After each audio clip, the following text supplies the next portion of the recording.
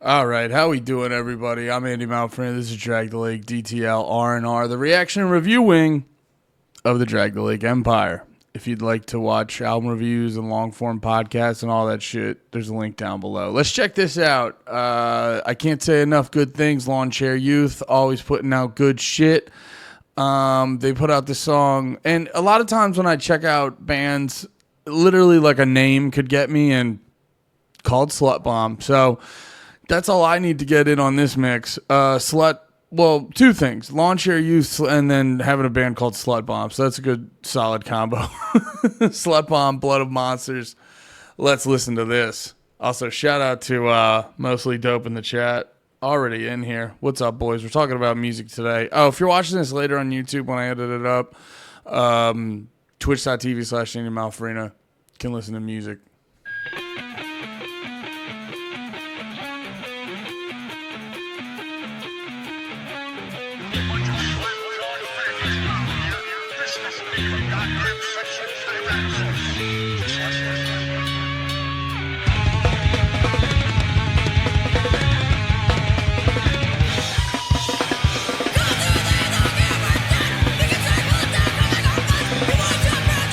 You know, it's funny, right out of the gate, like, the drums coming in was really annoying me.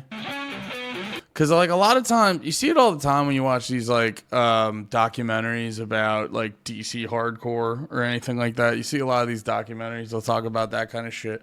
And they'll, like, glorify how bad a quality the recordings were. And to me, I'm like, yeah, that's overrated. That seems like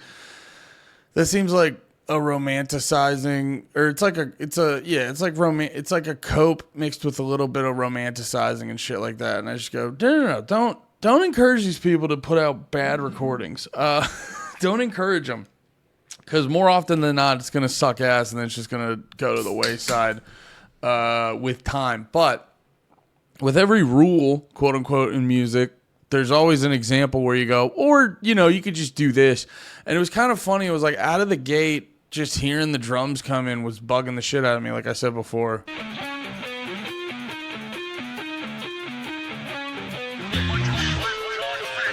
And then, yeah, like, it started to, like, line up. It started to have some, like, weird Primus energy like that. And then it just, the general nature of the band at this point, I was like, hold the phone. I don't really care about what's going on. I don't care about maybe if they're not lined up perfectly. I like what's going on. And then when the drums came in, it was like, they got forth the point. They were like, that's the point. This is supposed to be hectic. This is supposed to be, like, we're clearly not using a click track, you know, shit like that.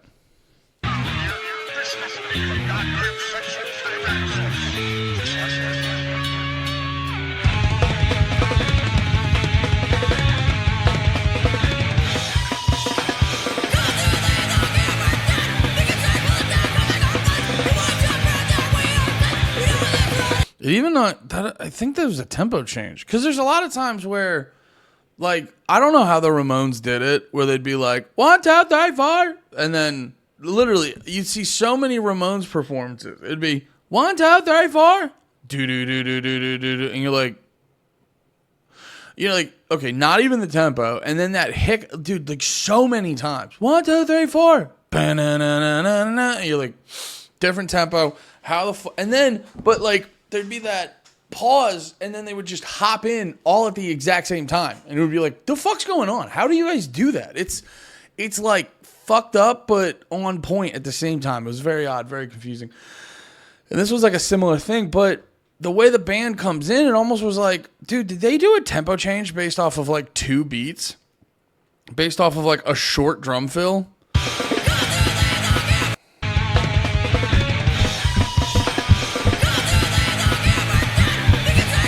Yeah, I think they did, because literally it's like...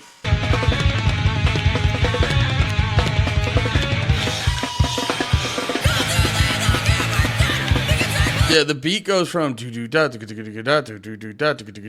literally...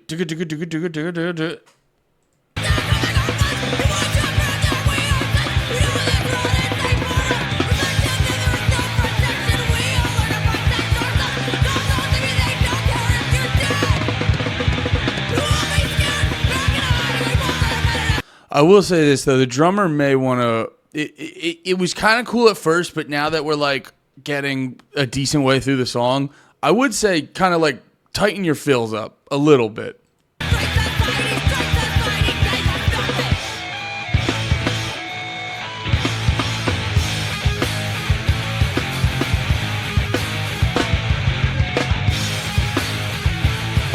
And I know they're going for a stylistic, all cops are Derek Chauvin. Goddamn. I know they're going for a stylistic thing with like the snare sound, but I don't know. I'm always like mixed about the snare that sounds like that. I would say kind of getting deeper into the song, I would probably go with something different because I think because they're clearly not like, or I shouldn't say clearly, but I have it on good authority, not good authority. I have a sneaking suspicion they're not using a click track. I have a sneaking suspicion they're not using a click track at all. So definitely having a snare drum with a little more oomph to it and a little bit more presence would definitely keep the band a little bit more locked in. That being said, I don't know if they care too much about that.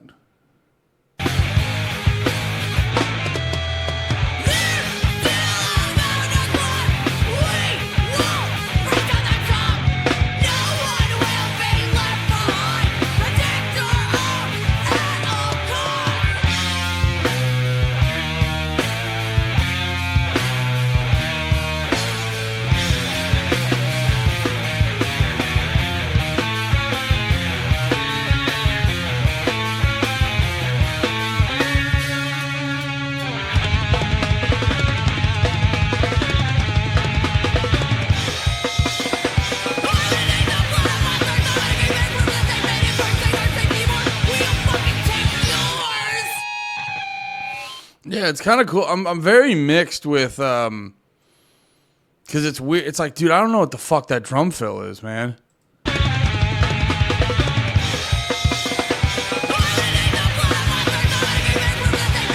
It's like insane, actually.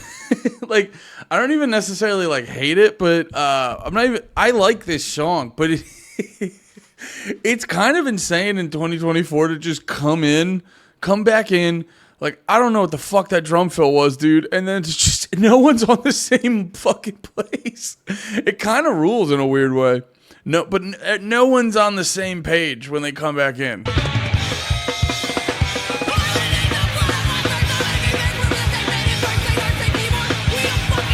All right, I guess, okay, maybe not on the same page is a little harsh because I think she just was a little bit off because if you listen to the drums and the guitars, they're kind of locked in.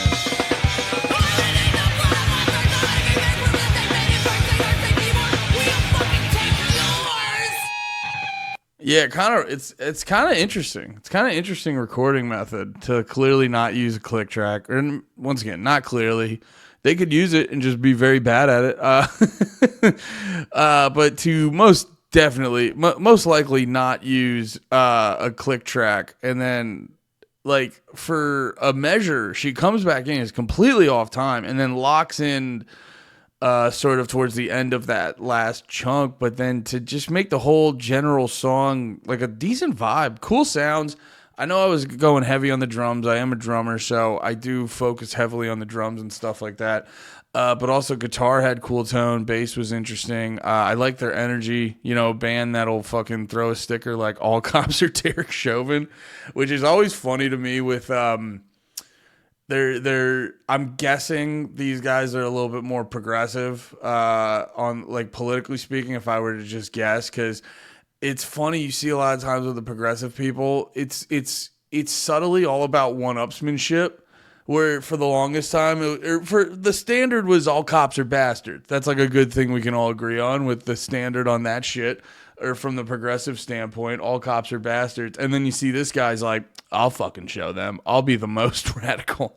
I'll have a sticker that says all cops are Derek Chauvin. So I like that energy. You know what I mean? I may not agree with everything this band has to believe, but I don't get into bands because of their political beliefs. I'm not one of these fucking psychopaths who go, you know what bands need to do? You know what the band I listen to needs to do? Think everything I think. I'm not one of those fucking psychos. So, but I'm more into a band for the music and the general vibe that they let off, and the general vibe of this band, Slutbomb, was pretty fucking cool. Where are they from? Because I have a feeling Chicago. Okay, so that's recorded in Chicago. Interesting.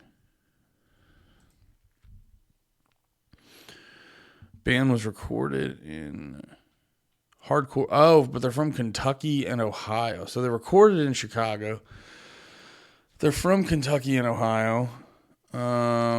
Very interesting. When the girl was screaming, she had elements of her that were reminiscent of the Chats, like with her tone and her enunciation and shit like that. It reminded me of the Chat, so I was just kind of curious if these guys and gal were from Australia, because Australia and New Zealand, from when it comes to like hardcore bands, they pump out a lot of good stuff. I believe Delta Hate, Shinto Katana, who else?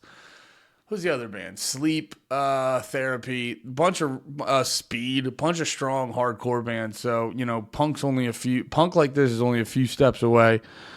So yeah, I was thought possibly, but no, Ohio and Kentucky, which, Knock Loose is from Kentucky, right? Right? Knock Loose. They are from Kentucky, yeah. So something about Kentucky. Something about Kentucky pumps out high quality aggressive bands. All right, there we go. Hope you enjoyed it. Have a good one. Be about it. Peace.